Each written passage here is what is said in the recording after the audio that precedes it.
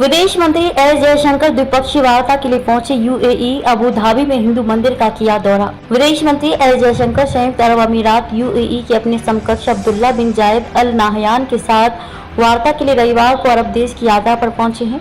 बैठक में दोनों नेताओं की द्विपक्षीय संबंधों, व्यापक रणनीतिक साझेदारी के अलावा गाजा में समग्र स्थिति पर विचार विमर्श करने की उम्मीद है।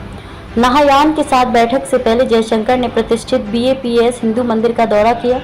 बीएपीएस मंदिर का इस साल 14 फरवरी को प्रधानमंत्री नरेंद्र मोदी ने उद्घाटन किया था। मंदिर की यात्रा के बाद जयशंकर ने एक्स पर पोस्ट कर कहा कि अबू धाबी में बीएपीएस हिंदू मंदिर का दौरा करके धन्य हो गया। भारत यूएई मित्रता का ये स्पष्ट प्रतीक दुनिया को सकारात्मक संदेश देता है और दोनों देशों के बीच वास्तविक सांस्कृतिक सेतु है।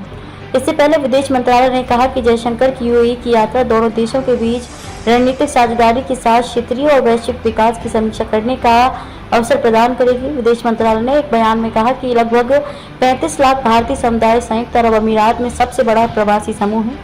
जयशंकर ने अबू धाबी में किया योग। विदेश मंत्री एस जयशंकर ने रविवार को अबू धाबी में 10वें अंतर्राष्ट्रीय योग दिवस समारोह में भाग लिया। जयशंकर ने संयुक्त अरब अमीरात में भारतीय राजदूत संजय सुधीर के साथ लोअर अबू धाबी में योग दिवस समारोह का नेतृत्व किया।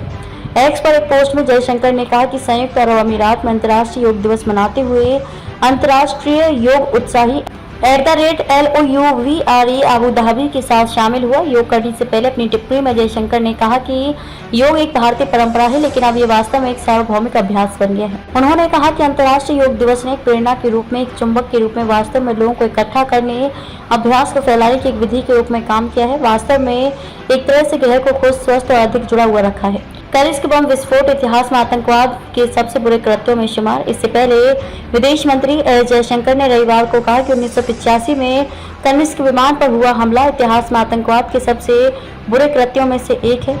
बम विस्फोट की घटना के 39 साल पूरे होने पर उनकी ये टिप्पणी कनाडा की धरती से खालिस्तान समर्थकों की बढ़ती गतिविधियों के कारण भारत और कनाडा के बीच संबंधों में तनाव के बीच आई है। जयशंकर ने इंटरनेट मीडिया मंच एक्स पर कहा कि इतिहास में आतंकवाद के सबसे बुरे कृत्यों में से एक के 39 साल पूरे हो गए हैं।